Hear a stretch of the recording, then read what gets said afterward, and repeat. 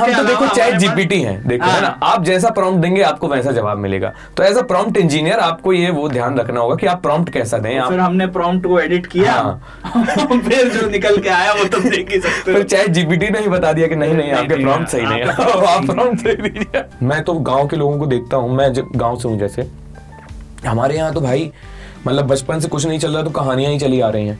और मतलब एस्ट्रोनॉमी आप मानोगे नहीं, मुझे याद है 4वीं-5वीं क्लास से अंदर ही रहा हूँगा मैं, मतलब 10 साल से छोटी उम्र रही होगी। नीम के पेड़ के नीचे मतलब गांव के मास्टर, बुजुर्ग, बच्चे और इस तरह के मतलब ऐसे लोग, पंडित मतलब जिनका कोई काम नहीं है ये इससे रिलेटेड, साइंस और एस्ट्रोनॉमी से रिलेटेड, वो लोग डिस्कस कर रहे हैं कि अर्थ का साइज क्या है, मून का साइज क्या है, नीम के पेड़ के रिलेटिव मून कितना बड़ा है और सन के, तो ये एस्ट्रोनॉमी है ना। तो 6वीं में जब शहर आए तो इंग्लिश मीडियम सबका कराया हिंदी मीडियम में, बट मैं पढ़ने में अच्छा था तो कहा कि इसका इंग्लिश में करा देते हैं, तो मेरा एक इंग्लिश मीडियम स्कूल में करा दिया है ना। जो 11th-12th में टीचर्स मिले ना, केमिस्ट्री, मैथ्स, फिजिक्स तीनों के जो टीचर्स थे वो मतलब एकदम अपने लिए वो हिंदी में बात करते थे, सबसे बढ़िया बात, और वो कॉन्सेप्ट पे ध्यान देते थे, वो कहानी पे ध्यान देते थे। रीजनल टीचर रहे होंगे वहाँ। रीजनल, हाँ, मतलब वहाँ के नहीं थे, आसपास के ही लोग थे, जैसे कुशवाहा सर इंदौर से थे, मिश्रा सर भिलाई से आए थे। तो आईआईटी पहुंचे, आईआईटी गुवाहाटी। तो कोर्स कैसे चुना था आपने? कोर्स मेरा ऐसे चुना था कि मुझे आयरन मैन बहुत पसंद थी। प्रोफेसर्स, मैं बहुत दुख के साथ कहना चाहूंगा, आईआईटी के प्रोफेसर्स अच्छे रिसर्चर्स हो सकते हैं, अच्छे एकेडमिशियंस हो सकते हैं, बट बहुत ही कम प्रोफेसर्स ऐसे हैं जो अच्छे स्टोरी टेलर्स हैं। 19 में जब हम पास आउट हुए तो उसके बाद कहानी का मोड़ लल्लन टॉप की तरफ कैसे मुड़ा? और द्विवेदी जो है वो 4 महीने के यूपी घूमने का प्लान कर रहे हैं, किसी और से पता चला मुझे, है ना। तो मैंने कहा अच्छा घूमना तो मुझे भी है, मतलब अपना तो ये था ना, पढ़ना, पढ़ाना, घूमना और कहानियां, ये 4 अपने एजेंडा रहे लाइफ के। हाँ, तो उसमें घूमना वाला जो था, मुझे देखा ये तो बढ़िया अपॉर्चुनिटी है, तो फिर से मैंने ऐसी मेल लिया, जो भी था, कि प्रपोजल भेज दिया कि हम देखिए, हम तो पढ़ाते हैं ऑनलाइन, साइंस कार्य हम अपने घर से करते हैं, तो ये भी चलते चलते हो जाएगा, और घूमना भी हमको करवा दीजिए, तो आपका जो भी काम होगा, असिस्टेंस का कुछ करना है, किसी से कुछ रिसर्च देनी है या कुछ भी हेल्प चाहिए, एक तो चाहिए होगा आप। अब हमने उनके दिमाग में एक कहानी डाली, कुछ तो छोटा मोटा कुछ कर देंगे आपका जो भी है ना। मैं by the way for record मैं अच्छा खासा समय लेके आया था, और मैं समय से 10 मिनट पहले आया था, और ये बातचीत 1 घंटे ज्यादा हो सकती थी, है ना, पर कुछ लोग, जो भी लोग हैं उनका नाम नहीं लेंगे। हेलो दोस्तों, क्या हाल है यार तुम्हारे? रोजेंडर पर एक बार फिर से आप लोगों का स्वागत है, और बहुत समय बाद ये बोल के बहुत ज्यादा अच्छा लग रहा है। कम से कम नहीं तो कितने सालों बाद तुम लोग ये बात सुन रहे होगे, और मैं कितने टाइम बाद ये बात बोल रहा हूँ। पॉडकास्ट काफ़ी सारे किए हैं हम लोगों ने, पॉडकास्ट में हम लोगों ने इनवाइट काफ़ी सारे गेस्ट को किया था, बट कुछ समय से हम लोग पॉडकास्ट को थोड़ा सा रोक के चल रहे थे। बट अभी आज के टाइम पे हमारा एक ही स्पेशल जो पॉडकास्ट आज हम रिकॉर्ड करने वाले हैं, ये ऐसा पॉडकास्ट है जिसमें हम बात करेंगे, जैसे कि मैं साइंस की वीडियोस बनाता हूँ, उसके बारे में बात करेंगे थोड़ा सा हिस्टोरिकल पर्सपेक्टिव्स के बारे में बात करेंगे, थोड़ी लाइट बातचीत करेंगे जो नॉर्मली हम लोग इस चैनल पे नहीं करते हैं। तो लाइट बातचीत करने के साथ साथ हम लोग जानेंगे कि आईआईटी से पढ़े हुए बंदे में, डीयू से पढ़े हुए बंदे में, और एक एमआईटी से पढ़े हुए बंदे, मतलब डिफरेंट तरह की यूनिवर्सिटी से पढ़े हुए बंदे में एक्चुअल डिफरेंस क्या होता है, प्लस उस डिफरेंस के आने के बाद आपको आगे लाइफ में कितनी हेल्प मिलती जाती है, प्लस क्या आईआईटीएन सिर्फ कोड करते हैं या वो वीडियो भी एडिट करते हैं, क्या इस दुनिया में कोई ऐसा इंसान भी है जो जिसने मौत को देखा है। सारी चीज़ें जानेंगे, सब कुछ करेंगे इसी पॉडकास्ट में। और तुम जानते हो रेफरेंस किसके दे रहा हूँ मैं, बट आज हमारे पॉडकास्ट में जो मौजूद हैं उन्होंने एक हिंदी चैनल पे जाके साइंस को पूरी तरीके से मतलब कि लोगों तक पहुंचाने की कोशिश करी। अभी अपना एक यूट्यूब चैनल खोला है उन्होंने, उस पर बातचीत कर रहे हैं। बहुत तेज़ी से वो ऊपर की तरफ जा रहे हैं, मतलब कि ऊंचाइयों की तरफ जा रहे हैं।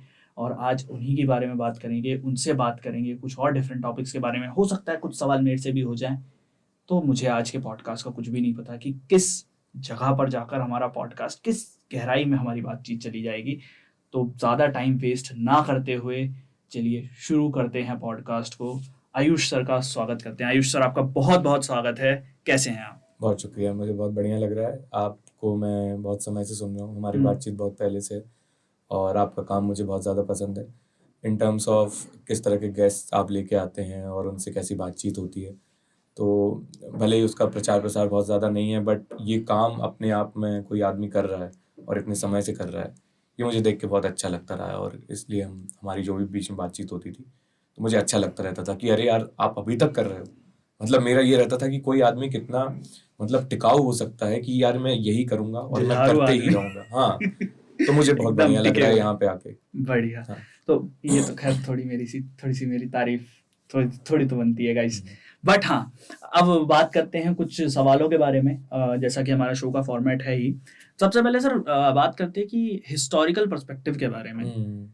कई बार ऐसा होता है कि रामन है, साहा है, जेसी बोस हैं, एसएन बोस हैं, एसएन बोस जिन्होंने आइंस्टाइन के साथ भी काम किया है। तो ऐसे कई कई सारे साइंटिस्ट हैं हमारे आसपास नहीं है खैर, ये जो हमारे रहे हैं साइंटिस्ट, अभी भी बहुत सारे साइंटिस्ट हैं। हम लोग न्यूटन का, डिराक का, हम लोग श्रोडिंजर का, सबका काम पढ़ते हैं, हम लोग इनका काम नहीं पढ़ते। मेरा ये कहना है, क्या हमें इन्हें हिस्ट्री में या फिर साइंस में कहीं ऐसे जगह देनी चाहिए कि इंडिया में एटलीस्ट हमारे जो स्टूडेंट्स हैं वो इन सब के बारे में थोड़ा थोड़ा पढ़ें। वो जो ब्लू बॉक्स में इनकी जो कहानियां दी जाती हैं वो टेक्स्ट बुक में लेकर आई जाए।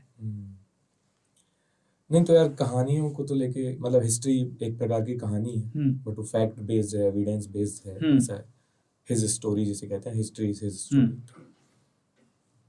तो यार कहानियां ही तो हैं मतलब जो लोग सुनने में इंटरेस्टेड रहते हैं। हाँ। और कॉन्सेप्ट और ये जो बाकी चीज़ें हैं सीखना समझना, ये तो उसकी पीठ पे लद के आ जाता है लोगों के दिमाग में। बट मुझे लगता है कि हम सब लोगों का एज ह्यूमंस, कोई भी इंसान, not just students, not just teachers, not just science communicators या ऑडियंस, हर कोई कहानियों में ही इंटरेस्टेड है। और मतलब ये अभी से नहीं है, ना ही ये किताबों के आने से है। ये मतलब जब से हम लैंग्वेज स्किल्स मेरे ख्याल से आए हैं हमारी स्पीशीज़ में, ये तभी से है। और हरारी का काम अगर आप पढ़ेंगे तो उनका ये सेपियंस में उनका ये कोर आर्गुमेंट है कि हमारी कहानियों ने, हमारे फिक्शंस ने हमें आगे बढ़ाया एज रेस, ह्यूमन रेस, होमो सेपियंस को आप कह लीजिए। तो अभी भी चल रहा है जो मतलब पैसा, जो कागज़ का नोट है, वो अपने आप में एक कहानी है। रिजर्व बैंक एक कहानी है। हम तो कहानी कहते ही हैं, बट हमारी किताबों में कहानियाँ लिखी हैं।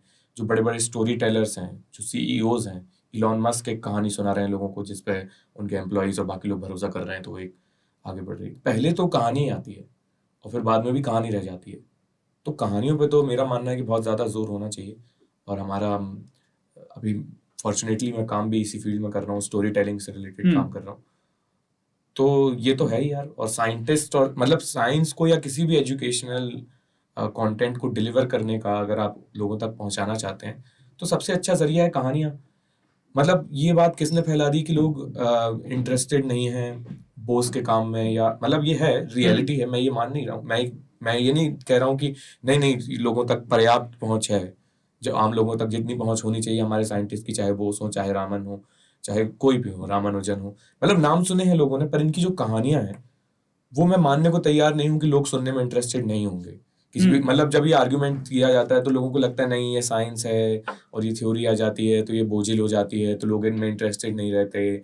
हमारे यहाँ के लोग तो क्राइम की कहानियों में और पॉलिटिक्स में और हिस्ट्री में और पता नहीं किस किस में इंटरेस्टेड है। मैं तो ये मानने को तैयार नहीं हूँ दोस्त। मैं तो गाँव के लोगों को देखता हूँ, मैं जब गाँव से हूँ, जैसे हमारे यहाँ तो भाई मतलब बचपन से कुछ नहीं चल रहा तो कहानियां ही चली आ रही हैं। और मतलब एस्ट्रोनॉमी आप मानोगे नहीं, मुझे याद है 4वीं 5वीं क्लास से अंदर ही रहा हूँगा मैं, मतलब 10 साल से छोटी उम्र रही होगी।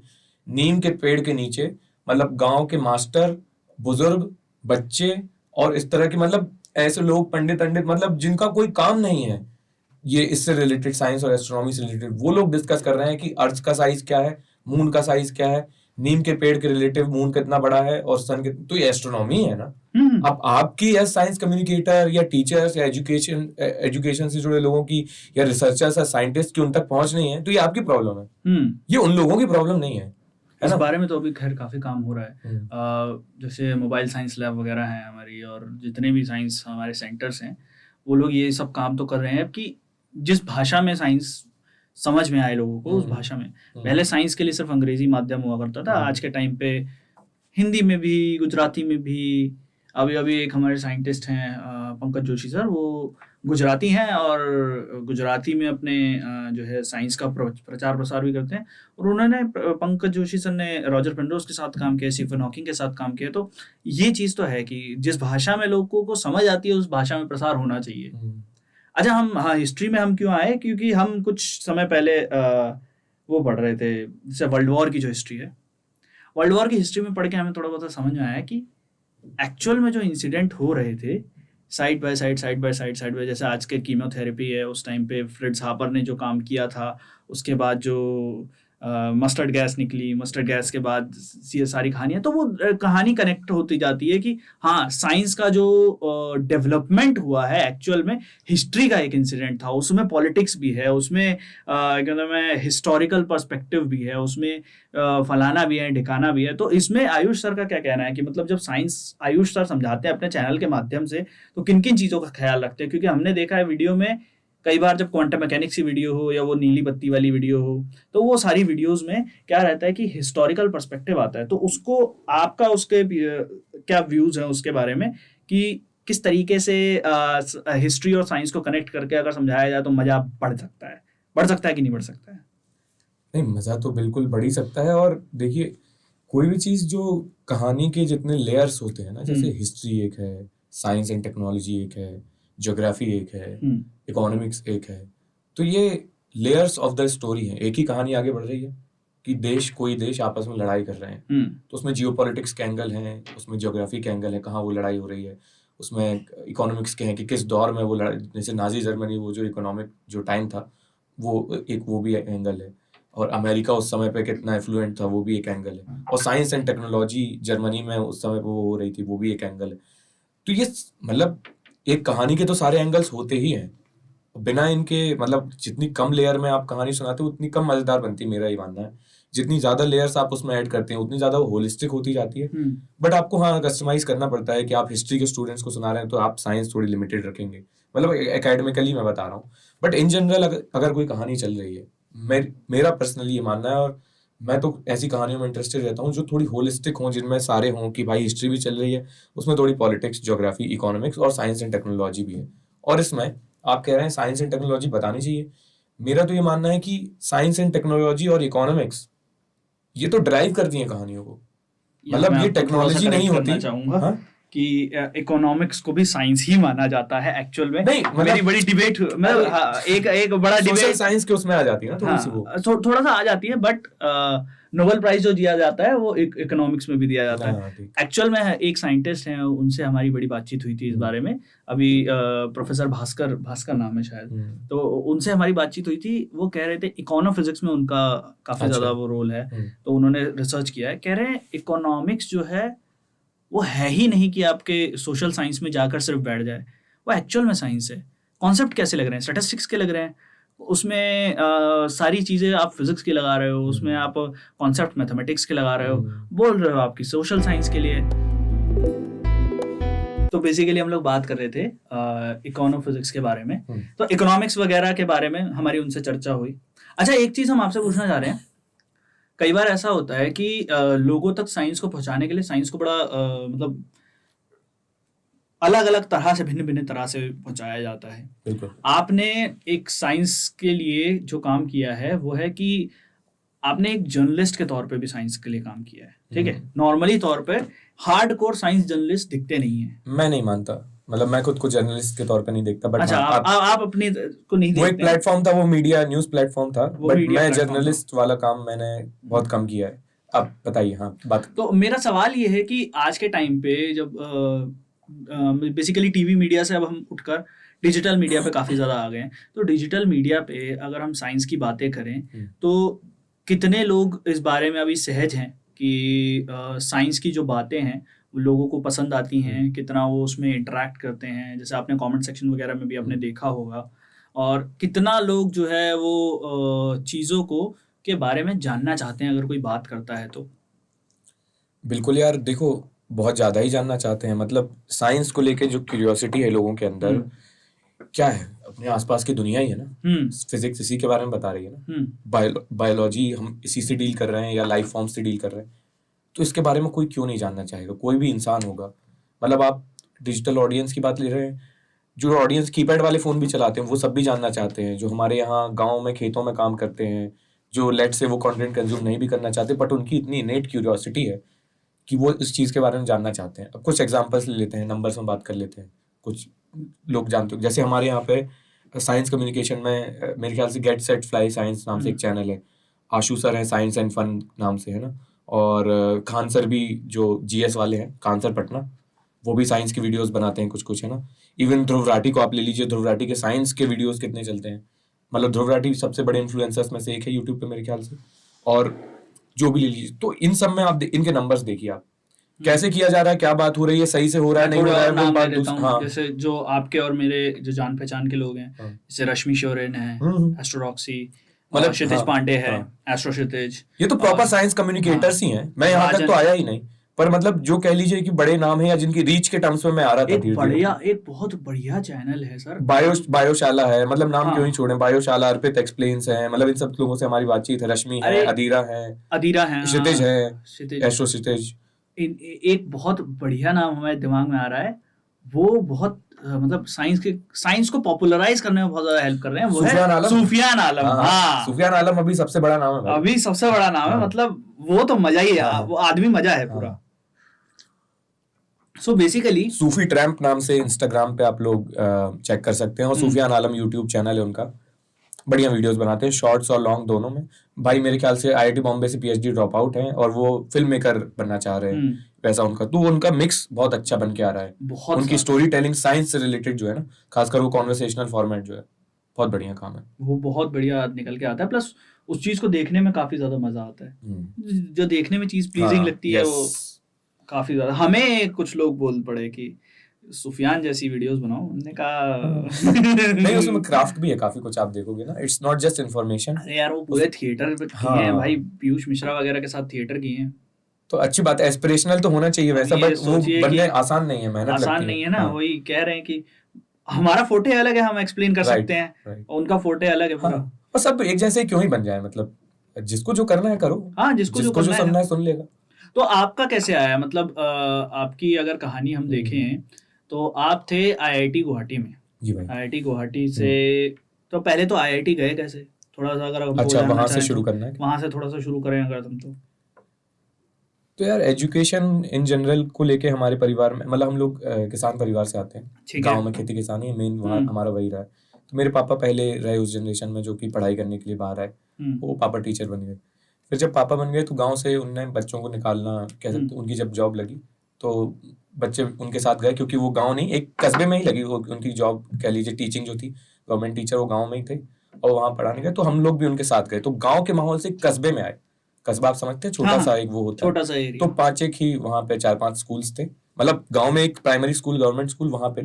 फिर वहाँ पे जब ये हुआ, थोड़ा बहुत हमको पढ़ाई का एक्सपोजर मिला और बच्चे भी आए हमारे साथ साथ, तो फिर ये हुआ कि नहीं यार, ये थोड़ा पढ़ने में अच्छे हैं और पढ़ाई पे इन्वेस्ट किया जाना चाहिए। पढ़ाई में हमने इन्वेस्ट किया है तो अच्छा नतीजा निकला। भले ही हमारे यहाँ बहुत कम पढ़े लिखे ऐसे लोग नहीं थे, मतलब मेरे दादाजी 4वीं-5वीं थे, बट पढ़ाई की जो वैल्यू है वो सबको पता थी। तो हमने जो भी थोड़ा मोड़ा हम पैसा आता था ना, उसको एजुकेशन पे हम लोग इन्वेस्ट करते थे, एज एन हमारी फैमिली जो करती थी, कि बहुत नहीं भी है पर एजुकेशन में कोई कमी नहीं आनी चाहिए बच्चे। एजुकेशन मतलब कि या तो स्कूल अच्छा कर स्कूल अच्छा हो, कोचिंग अच्छी हो, किताबों में कभी मना ना करना पड़े, मतलब बहुत सारे किसी भी हर चीज को लेकर रोक टोक थी, कुछ भी दिलाते नहीं थे, पर अगर पढ़ाई से रिलेटेड कोई भी चीज है वो बजट पास हो जाता था। मतलब आप कोई भी अर्जी डालें कि 5 रुपए भी चाहिए पेटीज के लिए, तो नहीं है, पैसे नहीं है हमारे पास, पर अगर आप बोल दें कि भाई 50 रुपए की फलानी किताब, या वो एजुकेशन के बिल से पास हो जाते थे हमारे, तो वो था यार। क्या आप ये कहना चाह रहे हैं कि आयुष सर ने वो d2x/d वाली जो टी शर्ट्स हैं वो बहुत पहनी है, और अरे यार मैक्सवेल इक्वेशन वाली जो टी शर्ट्स हैं बहुत पहनी है, नहीं क्योंकि वो हो जाता था बजट पास। वो तब हमें पता नहीं था, नहीं तो हम करवा लेते, मतलब उसको एजुकेशन में बोल के वो भी करवा सकते थे। सही बात है, मतलब एजुकेशन बोल के हमारे घर में कोई भी चीज की जा सकती है, मतलब ऐसा माहौल था दादाजी के कारण या पापा के कारण, जिसके भी कारण कह लीजिए, एजुकेशन की वैल्यू सबको पता थी, तो वो उस पे किया। और फिर वो कस्बे से फिर हम लोग आए, शहर आए, पापा जाते थे 50 किलोमीटर जाते थे अपनी नौकरी करने के लिए, बट हमारी एजुकेशन के लिए थोड़ा शहर में शिफ्ट हो गए, गांव से 6वीं-8वीं में शहर आ गए। मतलब बहुत स्कूल्स बदले इसके चक्कर में, कहीं जम नहीं रहा था, तो गांव के लोगों को तो एडमिशन मिलता नहीं है शहर में, तो ऐसी कुछ कुछ स्कूल्स में मिले जो नए थे, नामी भी थे, नाम नहीं लेंगे, पर चली थोड़ी बहुत पढ़ाई, हिंदी से इंग्लिश में आया, कुछ समझ नहीं आया, बट फॉर्चुनेटली भाई हिंदी से इंग्लिश में कब आए? 5वीं तक तो हिंदी मीडियम में ही पढ़े, गाँव 5वीं तक कस्बे में। हिंदी हाँ, मीडियम, ठीक तो है। 6वीं में जब शहर आए तो इंग्लिश मीडियम सबका कराया हिंदी मीडियम में, बट मैं पढ़ने में अच्छा था तो कहा कि इसका इंग्लिश में करा देते हैं, तो मेरा एक इंग्लिश मीडियम स्कूल में करा दिया है ना। और मतलब सबका बजट कम था पर मेरा बजट बढ़ता जा रहा है एजुकेशन का, क्योंकि मैं अच्छा परफॉर्म कर रहा था, है ना। तो वो कराया, पर तो शुरू के 3-1 साल तो बहुत डिफिकल्ट रहे, मैथ्स और हिंदी के अलावा कुछ समझ आता नहीं था। साइंस थोड़ी बहुत आ जाती थी, साइंस में जो फिजिक्स वाला एस्पेक्ट था ना वो आ जाता था। केमिस्ट्री और बायो तो आप समझ लीजिए कि नहीं आया तो मेरा अभी तक बेसिक्स बहुत अच्छे हैं नहीं उस, तो मैं रिविजिट करता रहता हूँ। इवन 10वीं तक ये चला, पर 10वीं तक थोड़ा थोड़ा समझ में आने लग गया।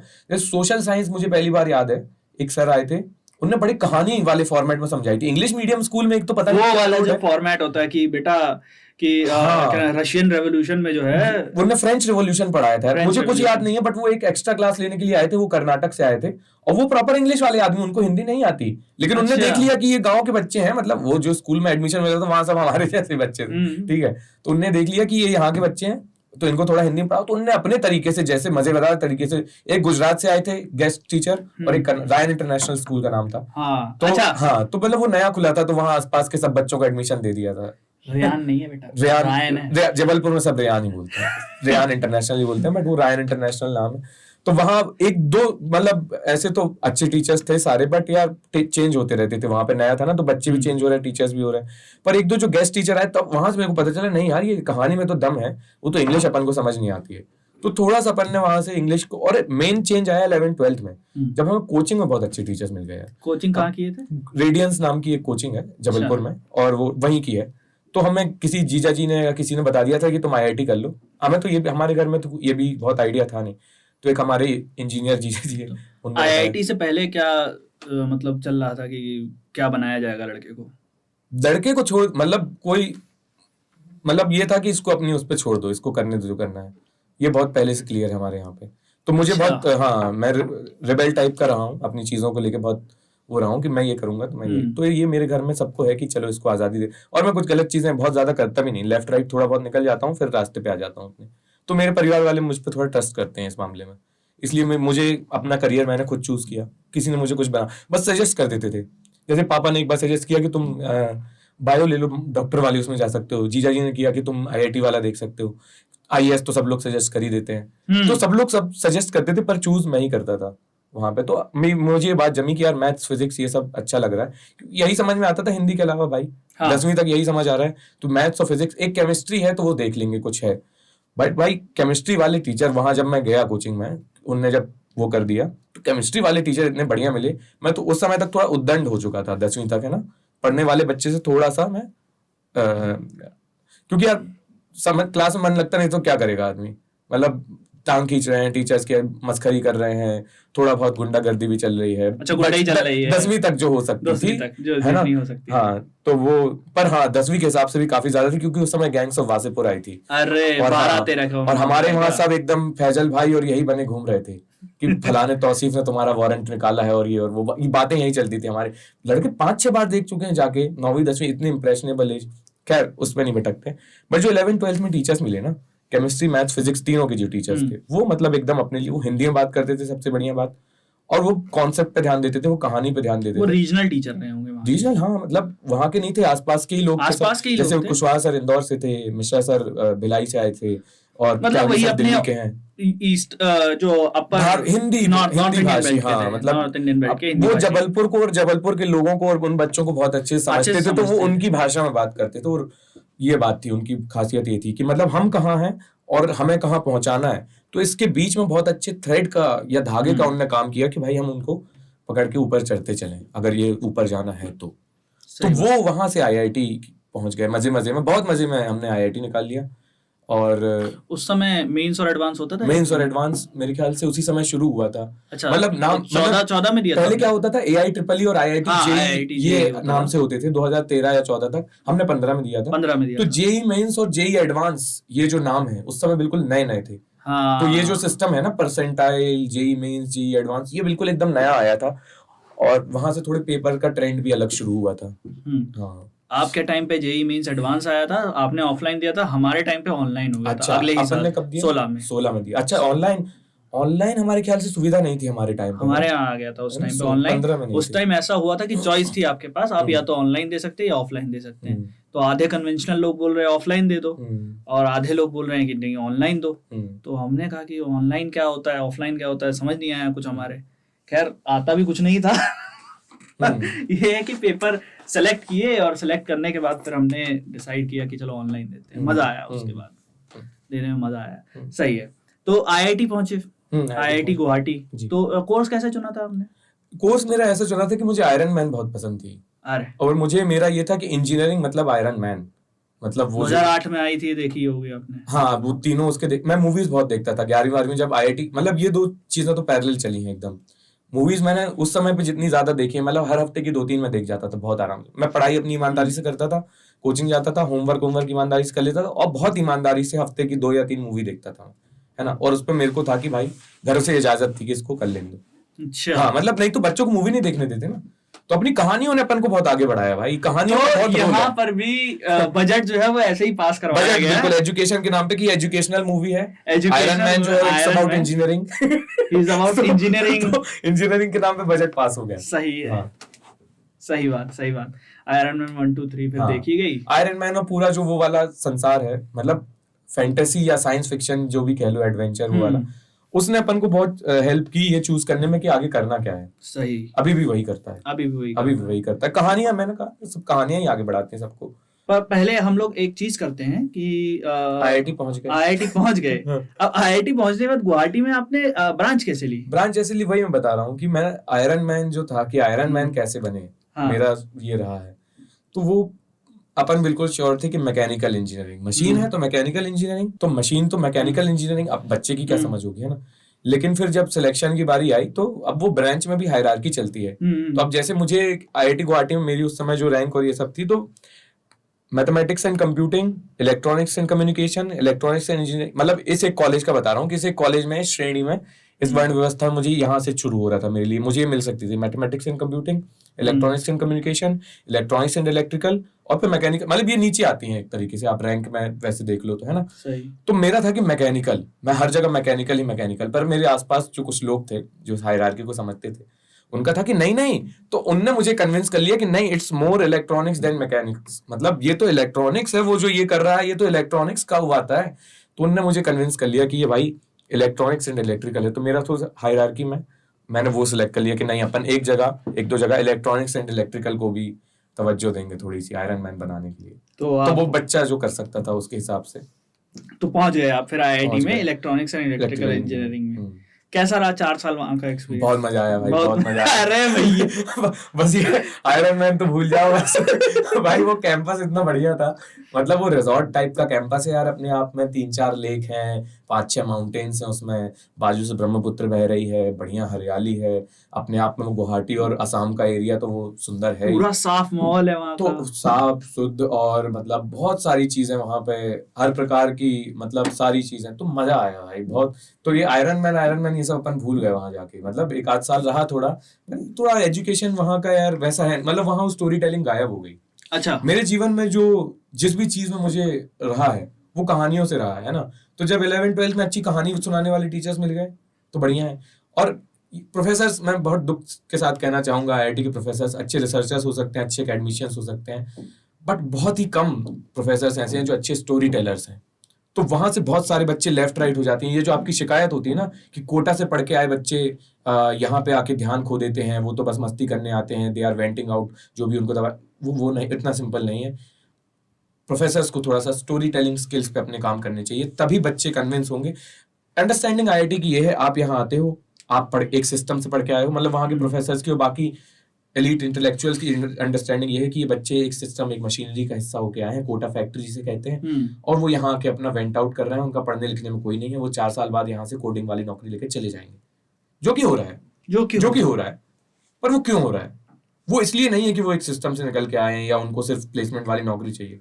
अरे भाई, दे आर हाईली ड्रिवन, सबसे स्मार्ट बच्चे हैं उस देश के, मतलब one of the most top cream ले रहे हो ना यार आप आईआईटी में। तो सबसे समझदार, सबसे बढ़िया aptitude, analytical skills, problem solving skills जिन बच्चों के हैं, तो बच्चे कैसे खुश हो जाएंगे छोटी सी सैलरी में या छोटे से मजों में या छोटे से, मतलब ये सब चीजें उनके आगे छोटी हैं। सैलरी वगैरह तो चलो ठीक है, मतलब एक होता है बंदे को अपना मेंटल इंडिपेंडेंस चाहिए, उसको अलाइनमेंट चाहिए भाई। अलाइनमेंट चाहिए। वो आदमी जो कर सकता है उसको वो करने को मिले। तो बहुत सारे अभी मेरे दोस्त बहुत अच्छा कमा रहे हैं but they are not happy, मतलब उनको, क्योंकि उनको अभी मिली नहीं है जिस चीज के लिए वो बने हैं। और इसमें बहुत बड़ा रोल वहाँ के प्रोफेसर्स का है।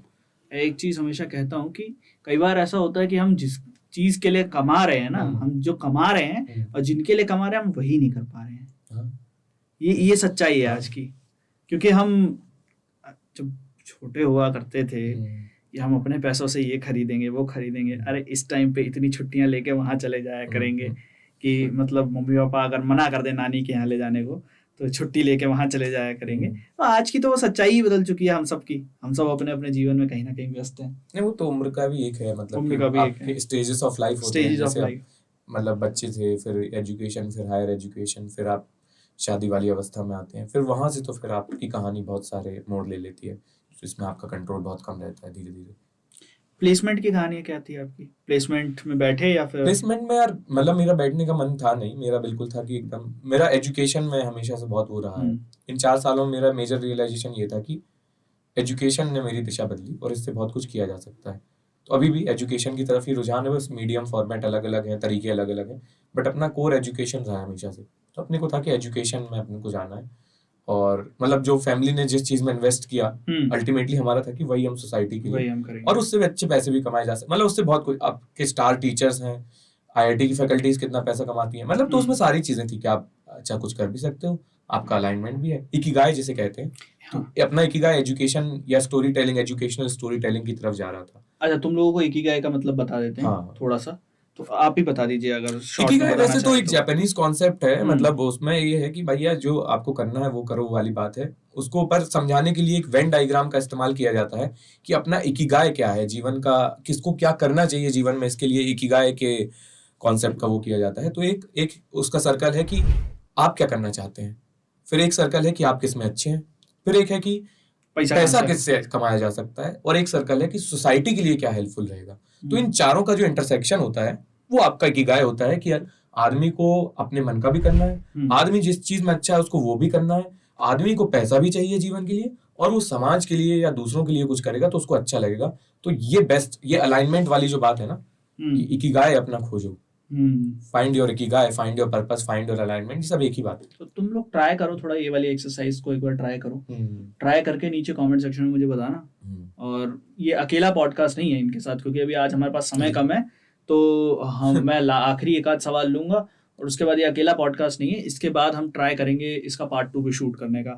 पार्ट 2 ऐसा होता है कि कई बार मैं काटता हूँ और फिर पार्ट 2 आता है, इस बार ऐसा होगा कि पार्ट 2 अलग से शूट करना पड़ेगा, हम लोगों को डेडिकेटेड शूट करना पड़ेगा। तो यार नहीं, हम प्लेसमेंट की बात कर रहे थे, प्लेसमेंट की हम बात कर रहे थे। अपन को एकदम क्लियर हो गया था, अपन ने बहुत सारी चीजें ट्राई की, मतलब सारी चीजें, फलाने एग्जाम की तैयारी से लेके ये वो एकेडमिक्स, और पर चौथे साल में अपन को ये बना कि भाई मतलब प्लेसमेंट नहीं था, जो भी था प्लेसमेंट तो नहीं जाना था, अभी भी क्लियर नहीं हुआ था, बट ये था कि ये नौकरी नहीं करेंगे, यहाँ अपन को सैलरी का नशा चढ़ गया तो उससे निकलना थोड़ा सा मुश्किल हो जाएगा। और अपन अफोर्ड मतलब एक फॉर्मेट ऐसा बन रहा था कि अपन कुछ घंटे पढ़ा के पार्ट टाइम इतना पैसा कमा सकते हैं कि अपना खर्चा चले ठीक ठाक, और फिर उसमें अपन देख सकते हैं कि और क्या किया जा सकता है। तो ये जो कोचिंग सेंटर्स होते हैं इनमें जाके नहीं ट्राई किया? ये किया था, पर मैं क्या था ना, बहुत सारा मतलब मेरे बहुत वेरीड डाइवर्स इंटरेस्ट रहे हैं, तो मैं स्पेशलाइज्ड उसके लिए कोचिंग सेंटर्स में भी पूरी तरीके से डेडिकेटेड रह के पढ़ना पड़ता है वहाँ। प्लान यही था कि ये करेंगे और कॉलेज के बाद ये करेंगे, है ना। पर हुआ ये कि प्लेसमेंट अपन का तय था, पर कुछ लोगों ने इसमें भी कुछ आसपास का जो वेल विशर सर्कल होता है वो देख तो लो, बैठ के तो देखो, तो टेस्ट तो दे लो, फिर नहीं ज्वाइन करना हो तो नहीं करना, वो चाल होती है सब। ऐसे करके मुझे इलेक्ट्रॉनिक्स एंड इलेक्ट्रिकल इंजीनियरिंग दिला दी गई थी, मैं समझ रहा था सब चाल, पर मेरा बिल्कुल था कि मैं टेस्ट दे रहा हूँ तुम्हारे कहने पे और ये कर दे। तो मैंने दिए कुछ टेस्ट, जैसे कुछ एक पोबोट लैब्स थी और इंटेल वगैरह जो हमारी कोर कंपनीज थी। मुझे कोर में इंटरेस्ट आ गया था, कोर मतलब electronics and electrical 3rd-4th year में थोड़ा आ गया था, तो मैंने कोर के दिए, एक आध कोडिंग या ऐसे दिए होंगे, बट 3-4 इंटरव्यू में शॉर्टलिस्ट हो गया था। तो यार मतलब बहुत अच्छे से मुझे याद है कि मुझे बुलाया जा रहा था और मैंने बहुत कॉन्शियस चॉइस थी कि नहीं, इसके आगे अपन जाएंगे तो भीग जाएंगे, मतलब फिर गेम में फंस जाएंगे। तो वो फिर उधर से अपन नहीं गए और हमने यही सोचा कि टीचिंग वाले उसमें आएंगे। तो अब जब पर्सनल कहानी चल रही है तो आखिरी सवाल में पर्सनल कहानी पे लेके फिर इसको खत्म करता हूँ। एक तो सब 15 मिनट और कर सकते हो, पर्सनल में ही चला हाँ, जाएगा। अच्छा लंबा खिंच जाएगा, लंबा खिंच जाएगा। हाँ। मैं जान रहा हूँ ना वो हाँ, चीज, समझ क्योंकि गया। अब हम कंफर्टेबल होते जा रहे हाँ हाँ। हैं। तो मेन ये है कि अब कब अपनी वो कब हुई 2019 में पास आउट हुए थे हम। 2019 में, यस, हाँ, 2015 से 19 था। 15 से जी। अरे वाह, हाँ। 19 में हम भी पास आउट हुए, बस अच्छा। हमारा 3 साल वाला था। हाँ, तो बस अलग रास्ते सेम जगह, अलग रास्ते सेम जगह। तो 19 में जब हम पास आउट हुए तो हाँ। उसके बाद कहानी का मोड़ लल्लन टॉप की तरफ कैसे मुड़ा? हाँ, तो 2018 में मैंने इंटर्नशिप की थी लल्लन टॉप में। मैं ये उस समय नया उभरता हुआ चैनल था और अपने आप में, मतलब अब तो बहुत सारे ऐसे हैं, बट अपने आप में इकलौता। उस समय तो लल्लन टॉप जैसे आज हाँ। तक पे प्राइम टाइम पे एक शो आता था, तेज चैनल पे आता है। तेज चैनल पे, तेज हाँ, जो इंडिया तेज टुडे का ही है। इंडिया टुडे का हाँ, तेज तो वो चैनल। इंडिया टुडे ग्रुप का ही हिस्सा है लल्लन हाँ। टॉप, तो वो उनका चलता है टीवी पे भी है वो। हाँ यस, तो वो शो भी मेरे सामने शुरू हुआ जब मैं इंटर्नशिप वहां पे करने गया था। हाँ जुलाई 2018 में वो शुरू हुआ था और मैंने मई जून, हाँ, जुलाई की शुरुआत में मैंने, मतलब मेरा पीरियड खत्म हो गया, 2 महीने की इंटर्नशिप थी। तो मैं इनको देखता था यार, मतलब यूट्यूब क्योंकि नया नया आया था उस समय, जियो और ये सारी चीजें, हाँ। और ये भी उभर रहे थे, अपन को भी एक्सेस मिल रहा था, और ये अपने इलाके के लोग थे, एक तरीके से अपनी भाषा में कहानियां कहते थे और अपना इन सब चीजों नॉर्मल में इंटरेस्ट देसी था। बना जो था। यस, तो मैं इनको सुनता था और मेरा ये था कि यार इंटर्नशिप की जब बारी आई तो उसमें भी सब टेक और इस सब में जाते हैं, पर मैंने एक चांस लिया कि यार, मैंने कहा यहाँ इंटर्न मुझे करनी चाहिए, मेरा यहाँ पे बन रहा है। तो इंटर्नशिप के सिलसिले में मैंने वहाँ अप्लाई किया और थैंकफुली उनने वहाँ पे हो गया मेरा। अमित सर से मेरी बात हुई, अमित वहाँ, फिर मैं यहाँ आया, दिल्ली आया इंटर्नशिप करने के लिए 2 महीने। तो मेरे दोस्त सब सैमसंग में कर रहे थे और मैं मतलब नोएडा में ही रहते थे, नोएडा सेक्टर 62 में, तो उनके यहाँ ही मैं रहता था। वो सब सैमसंग में थे, मेरे ब्रांच वाले जितने थे सब सैमसंग में थे, और मैं वहां से यहाँ आता था। वो उल्टा जाते थे वहां से, वहां मैं यहाँ आता था। तो वो लोग साउथ कोरिया वगैरह के सपने देखते थे आप? साउथ कोरिया, हाँ, कुछ लोग जापान में भी हैं, कुछ लोग यूरोप निकल गए हैं अभी, कुछ बैंगलोर में, तो अधिकतर बैंगलोर में ही है। हाँ। एक आध कुछ नोएडा में, अभी एक दोस्त तो सैमसंग में ही है, रिसर्च एंड डेवलपमेंट। सही सही सही। तो गाड़ी वहां लेकर गई, तो इंटर्नशिप वहां हुई, हुई। पर मैंने वहां सोचा था कि फिर यहाँ नौकरी नहीं करूंगा मैं। नौकरी नहीं हाँ। करेंगे, बट फिर लल्लन टॉप के साथ आप जुड़े रहे काफी हाँ, टाइम तक। तो वो ऐसा था कि वो, मतलब मेरा टीचिंग का था एकदम 4th ईयर में क्लियर हो गया था कि मैं पढ़ाऊंगा। तो सौरभ द्विवेदी जो वहाँ के एडिटर है लल्लन टॉप के, मैं प्लेसमेंट में नहीं बैठा और मैं गर्मियों में अपने कॉलेज के बाद घर चला आया था जबलपुर। तो मैं जबलपुर में थोड़ा तैयारी कर रहा था कि पढ़ाने के लिए पढ़ना पड़ेगा ना पहले, तो थोड़ा एक बार तैयारी कर लेते हैं, फिर जाएंगे किसी कोचिंग सेंटर या कहीं पे। तो ये एक आध, मतलब मेरे पेरेंट्स इस बारे में थे कि तुम ब्रेक ले सकते हो। मतलब मैं ये देखता हूँ कि यार मेरे पेरेंट्स या मेरा परिवार जो है, मतलब एक ग्रामीण इलाके से होने के बावजूद या सबअर्बन इलाके से होने के बावजूद इतना ज्यादा लिबरल है अपने बच्चे के एजुकेशन को लेके या अपने बच्चे के करियर को लेके। ऐसा मैंने बड़े बड़े घरों और बड़े बड़े शहरों में भी नहीं देखा है। तो देवर अबाउट कि हाँ ठीक है, तुम थोड़ा ले लो, कोई बात नहीं, तुम अपना डिसाइड कर लो। तो वहां मैं था और सौरभ सर से फिर हमारी बातचीत हुई और उनका ये कहना था कि तुम कैमरे को भी पढ़ा सकते हो और कैमरे के थ्रू 500 नहीं, 5-1 लाख लोगों को पढ़ा सकते हो। तो ऐसे करके वो उनने ये इस कहानी में मुझे फिर से फंसा लिया। हाँ। तो वो भाई कहानियां सुना के लोग फंसा लेते हैं, बहुत केयरफुली अपने कान किसी को भी देना है। वो मतलब वो इन्फेक्शियस होती हैं कहानियां जो होती हैं, सही बात। आपके दिमाग में जगह बना लेती, कोई एक बीज डाल देता आपके दिमाग में कि बेटा, हाँ, और वो कब बीज बरगद हो जाएगा तुम्हारे दिमाग में तुम्हें पता भी नहीं चलेगा। अब देखो कहाँ बैठे हैं, उसे एक बीज डाला था उसकी वजह से। और इस तरह की जितने भी लोग आते गए मेरे दिमाग में बीज डालते गए और मैं तो फिर एक कहानी तो आपकी वहां भी शुरू हुई थी कि जब गए थे चुनाव यात्रा पे, हाँ, यूपी की। हाँ, यूपी की चुनाव यात्रा में तो पूरी कहानी चेंज हो गई, जब एडिटिंग वगैरह भी खुद ही सीख ली। हाँ, वो तो हाँ, वो 2021 की बात है। 2019 में जैसे हम ये कहानी सुन के लल्लन टॉप में चले गए और 1.5 साल वहाँ काम किया, बहुत बढ़िया। ये साइंसकारी वगैरह शुरू हुआ, बहुत सारी अलग अलग चीजें ट्राई की वहाँ की। अच्छी बात यह है कि आपको अलग अलग चीजें कराई जाती है। एक लौंडे ने अप्रोच किया वहाँ इंटर्नशिप के लिए। हाँ। वो अच्छा 2021 में ही अपनी 2021 में अपनी बात हुई थी। हाँ ठीक है, तो ये सब हुआ, साइंस वाइंस का शो हुआ, पर 2021 में मैंने नौकरी छोड़ दी। मतलब वो नौकरी नहीं थी, वो कंसल्टेशन था मुझे। मतलब बेसिकली फ्रीलांस टाइप का कह सकते हो क्या? नहीं, शुरू में ऐसा था कि देखो, शुरू में 2021 अगस्त 2019 से लेके मार्च 2021 तक मैं कंसल्टेंट था। तो कंसल्टेंट में आप एम्प्लॉय नहीं होते, बट मेरा हफ्ते में 3 दिन मुझे ऑफिस जाना होता था, एक वीकली साइंस शो प्रोड्यूस करना होता था, ये जिम्मेदारी थी। तो फुल टाइम एम्प्लॉय भी नहीं है और ऐसा भी नहीं फ्रीलांसर भी नहीं है। फिर इसके 2021 के बाद जब मैंने कंसल्टेंट के पद से भी वो कर दिया कि यार ये भी थोड़ा मुश्किल हो रहा है मेरे लिए, मुझे एजुकेशन में ही मुझे प्रॉपर वो करना है या मुझे अभी अपने घर जाना है, थोड़ा देखना है। तो फिर उसके बाद फ्रीलांसिंग वाला दौर शुरू हुआ। साइंसकारी चलता रहा, पर वो कंसल्टिंग से फिर फ्रीलांसिंग हो गया। फिर आपका ये है कि आप महीने में 1 देते हो, 2 देते हो, 4 देते हो, that is up to you as a freelancer. आयुष्कारी कब शुरू हुआ? आयुष्कारी 2022 में शुरू हुआ। ठीक है। और 2021 में वो चुनाव यात्रा का बता रहा हूँ आपको। अच्छा। 2021 में जब मैं नौकरी छोड़ के गया तो फ्रीलांस तो करता ही, मैं पढ़ाता था प्रॉपर, थोड़ा पढ़ाने लग गया था, फिजिक्स ऑनलाइन पढ़ाता था क्योंकि कोविड आ गया था। प्लान तो ऑफलाइन पढ़ाने का गया था, पर मार्च में गया और मई में कोविड आ गया, तो और ये एक्सीडेंट हो गया था, तो मैं कुछ समय घर पे पड़ा रहा और कोविड आ गया। अच्छा। ये निशान जो है 2021 में बहुत कुछ हुआ, नौकरी छूटी और भी बहुत कुछ छूटा और उसके बारे में घर पे बात करेंगे। और फिर था कि घर पे 15-20 दिन रहेंगे, और मेरा एक दोस्त है आत्मन देशमाने, और हम दोनों का प्लान था कि हम दोनों वो पढ़ाता, तो प्रॉपर फिजिक्स टीचर है वो, तो उसका था कि अपन पढ़ाते हैं, है ना। तो इंदौर या कहीं जाने का प्लान था, कहीं भी जाते उससे पहले भाई ये एक्सीडेंट हो गया, तो हमने कहा 10 दिन यहीं रुक जाओ। तो फिर 10 दिन वो वहां रुका, फिर ये कोविड की सेकेंड लहर आ गई, और फिर वो वहीं रह गए। तो फिर मैं फ्रीलांस करता रहा, मतलब पढ़ा भी रहा था ऑनलाइन बच्चों को, और फ्रीलांस यहाँ साइंसकारी भी चलता रहा। और सितंबर अगस्त के आसपास, क्योंकि मेरी बातचीत तो थी ना काम के सिलसिले में, तो मैं टच में रहती था, मतलब बियॉन्ड वर्क रिलेशनशिप से वहां सब लोगों से। तो वहां पता चला कि सौरभ द्विवेदी जो है वो 4 महीने के यूपी घूमने का प्लान कर रहे हैं, किसी और से पता चला मुझे, है ना। तो मैंने कहा अच्छा घूमना तो मुझे भी है, मतलब अपना तो ये था ना, पढ़ना, पढ़ाना, घूमना और कहानियां, ये 4 अपने एजेंडा रहे लाइफ के, है ना। तो उसमें घूमना वाला जो था, मुझे देखा ये तो बढ़िया अपॉर्चुनिटी है। तो फिर से मैंने ऐसी मेल या जो भी था कि प्रपोजल भेज दिया कि हम देखिए, हम तो पढ़ाते हैं ऑनलाइन, साइंसकारी हम अपने घर से करते हैं, तो ये भी चलते चलते हो जाएगा, और घूमना भी हमको करवा दीजिए, तो आपका जो भी काम होगा असिस्टेंस का, कुछ करना है, किसी से कुछ रिसर्च देनी है या कुछ भी हेल्प चाहिए, एक तो चाहिए होगा आप अब हमने उनके दिमाग में कहा देखो छोटा मोटा कुछ कर देंगे आपका जो भी है ना। तो वो उन्होंने कंसीडर कर लिया और बोला कि ये मैनेजमेंट वाली या प्लानिंग वाली जो चीजें थी, फिर वो दायरा बढ़ता गया, क्योंकि वहां जिस आदमी को जिस काम के लिए लाया जाता है वो छोड़ के उससे सब करवाया जाता है। ये एक रूल है वहां का, ललन टॉप का। नहीं, ये हर जगह का नहीं, ये बढ़िया रूल है, ये बढ़िया रूल, क्योंकि तभी तो पता चलेगा कौन तभी कर बढ़िया सकता है। हम उसमें ये होता है पिस जाता आदमी बहुत, मतलब मैं तो मजे में पिस रहा था, पर थोड़ा देखो यही रहता है कि एम्प्लॉय माइंडसेट जो है वो सर्टेनिटी चाहता है कि आपने हमारे की रोल्स एंड रिस्पॉन्सिबिलिटीज जो तय हुए थे, केपीआई सेट कर दिए, तो वो तो भाई क्या हो रहा है ये कि कहाँ आ गया हूँ ठीक है। तो अब कुछ लोगों को लगता है शक्तियों का सही इस्तेमाल हो रहा है, कुछ लोगों को लगता है मेरी शक्तियों का गलत हो रहा है। क्या है, राहुल तेवतिया बन गए हैं। क्या है राहुल तेवतिया का? अरे क्या रेफरेंस है, मुझे सॉरी समझ नहीं आया। Rahul Tewatia basically as a bowler recruit हुए थे। अच्छा, क्रिकेट कहाँ है, अपने को नहीं है यार, सॉरी। और फिर मतलब हर बार जब मतलब राजस्थान फंसती थी तो राहुल तेवतिया की तरफ देखा जाता था कि बेटा छक्का मारो।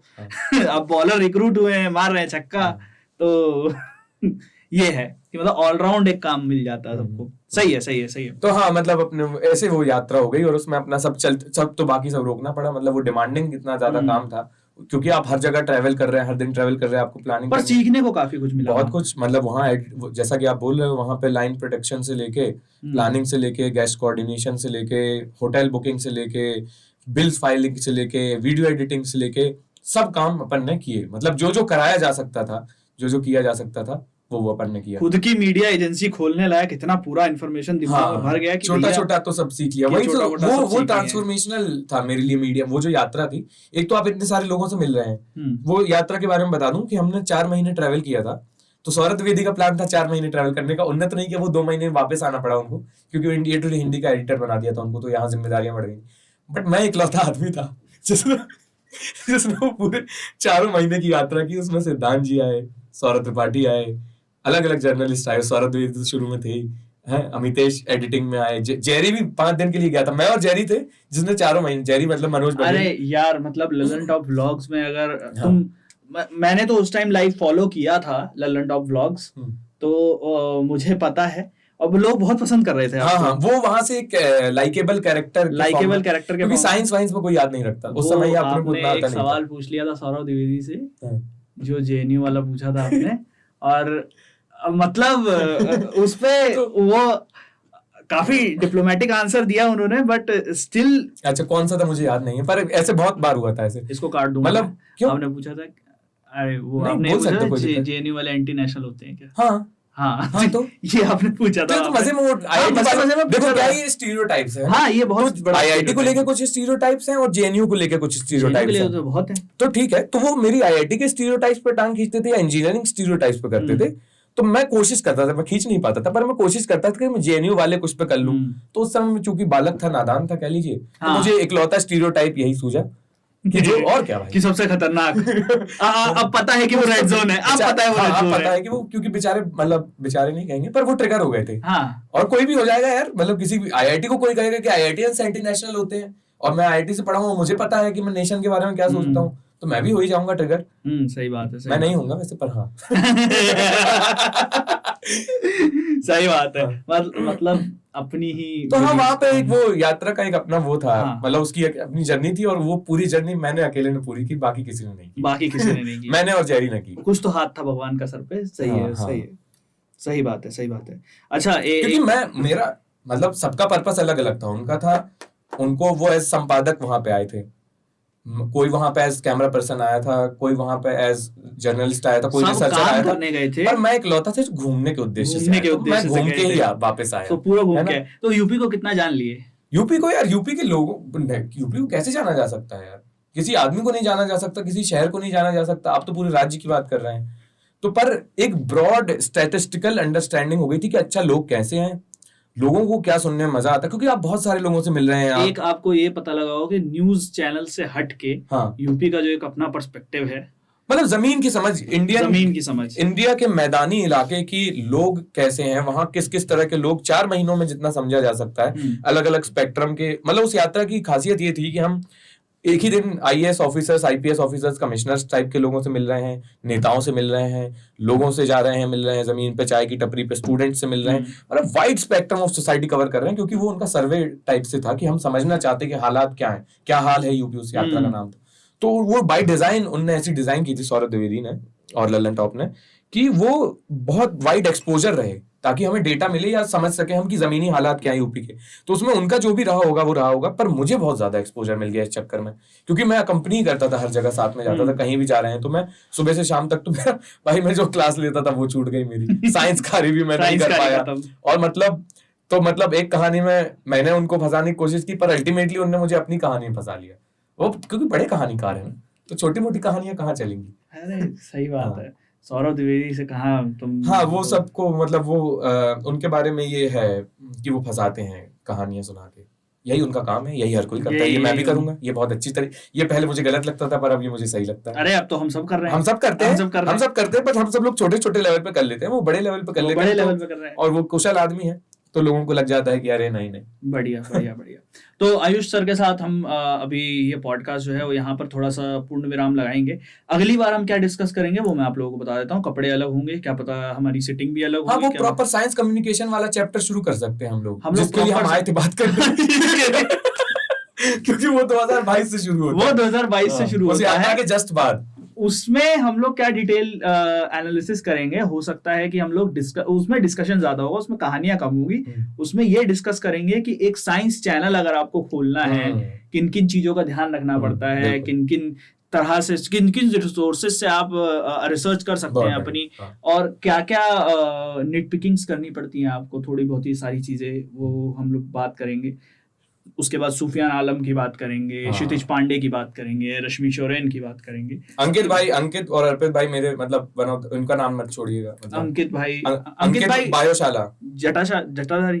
अच्छा, अंकित बायोशाला है ना। और बहुत सारे लोग हैं यार, नाम लेने, राजन है, हाँ, अर्पित राजन। और मेरा एक बार ये हुआ था कि क्षितिज पांडे ने वो शुरू किया था अपने चैनल पे मीम रिएक्शन। तो मेरा और उसका हो गया था कि हम दोनों एक साइड पे आ गए, और पूरी उनकी टीम, क्षितिज पांडे अलग है, अधीरा अलग है, सब लोग अलग अलग है। हम एटम के बारे में पता नहीं कुछ तो बात कर रहे थे, एटम और इलेक्ट्रॉन के बारे में कुछ बात कर रहे थे। मैं और राजन बोले पड़ा है साइंटिफिकली, और मुझे कुछ समझ आ रहा है। मैंने कहा राजन भाई सही बोल रहा है वो सब जो भी राजन सही बोल रहा है। मैंने कहा राजन सही बोल रहा है। बहुत बढ़िया, वो मजा आया था। अच्छा दौर चल रहा है मेरे ख्याल से साइंस कम्युनिकेशन का भारत में, और थोड़ा हम लोग कंबाइंड एफर्ट्स करेंगे तो और अच्छा रहेगा। अरे अब तो मतलब करते रहेंगे, और हाँ, मतलब और भी लोग जुड़ेंगे, मतलब बहुत सारे लोग हैं वहां जो देख रहे हैं। मेरे हिसाब से अगली बार अगर पॉडकास्ट करेंगे तो क्षितिज पांडे भी शायद साथ बैठा हो, तो पूछ लेंगे उससे एक बार कि वो भी साथ बैठा हो तो बात करेंगे। और साइंस कम्युनिकेशन का पूरा दौर जो अब इंडिया में शुरू हुआ है, हाँ वो अच्छा टाइम है, अच्छा समय है, मतलब इर्रिस्पेक्टिव ऑफ आगे जो बातचीत होती है नहीं होती है, ये अच्छा समय है साइंस कम्युनिकेशन का, साइंस की कहानियां सुनाने का, समझने का, समझाने का। बहुत उर्वर जमीन है जिसे कहते हैं, फर्टाइल लैंड है, बस आपको बीज बोने हैं कहानियों के, थोड़ी मेहनत करनी पड़ेगी, थोड़ी तो बहुत मेहनत, थोड़ी मेहनत वो करनी पड़ेगी, क्योंकि कब आप साइंस से सूडो साइंस पहुंच जाते हो ना। हाँ वो मत कर, मतलब वो यही है कि मतलब आप गेहूं उगाना चाह रहे हो, घास उगाएंगे, मतलब आप देखो उगाना चाहोगे सब उगाएगा, और सूडो साइंस की भी अपनी उपयोगिता है, उस पर भी हम बात करेंगे। उसकी वो तो मतलब मेरा फेवरेट टॉपिक है सूडो साइंस जो है।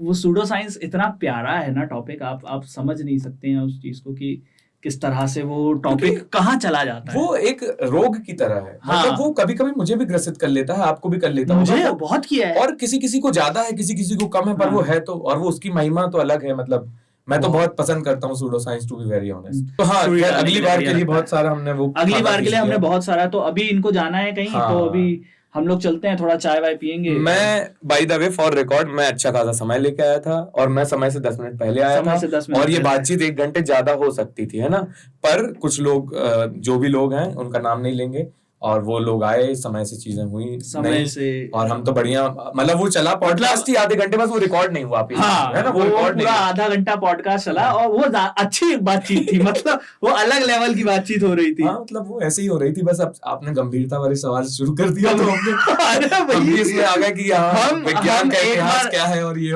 एक निबंध लिख दिया हमने।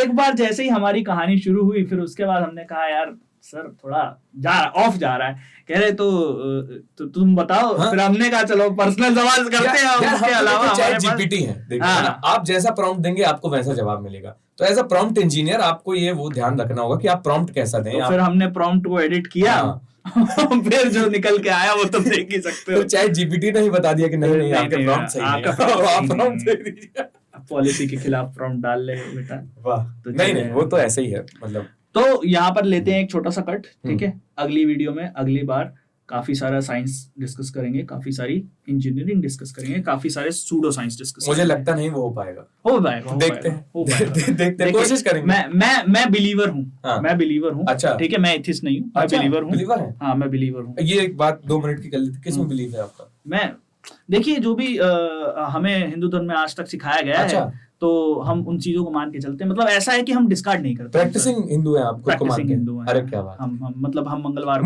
मुझे ऐसे लोग बहुत अच्छे लगते हैं, टू बी वेरी ऑनेस्ट। हम मंगलवार को मंदिर भी जाते हैं, हनुमान चालीसा भी पढ़ लेते हैं। अच्छा यार, ये फिर इंटरेस्टिंग बात होगी हमारी अगली बार, है ना। तो मतलब प्रैक्टिसिंग तो हम भी थोड़ा एक जो बात चलती है ना, कि जो दूसरी तरफ के लोग हैं जो खुद को प्रैक्टिसिंग हिंदू बोलते हैं, बट वो है नहीं, तो वो जो दूसरी तरफ के सुनिए, हमारा ये है कि कई बार ऐसा होता है, हनुमान चालीसा पे काफी सारे सवाल उठते हैं कि इसमें वो वाली लाइन कहाँ है जिसमें सूरज और धरती का डिस्टेंस बताया गया है। तो अगर अगली बार बात होगी तो हम वो भी बता देंगे आपको, कहाँ बताया गया है और कितना बताया गया है, वो सारी चीजें, क्योंकि हम हनुमान चालीसा पढ़ते हैं, हमें समझ आती है, तो हम उसमें बता सकते हैं कि भाई कहाँ पर है, क्या चीज है, तो उस बारे में भी बता सकते हैं। मेनली ये है कि धर्म को हम अलग पर्सपेक्टिव से देखते हैं, और साइंस का हमारा अलग पर्सपेक्टिव है। वो एक नील डिग्री टाइसन की एक बात है कि जब साइंस पे सारे सवालों के जवाब होंगे तब साइंस भगवान हो जाएगा।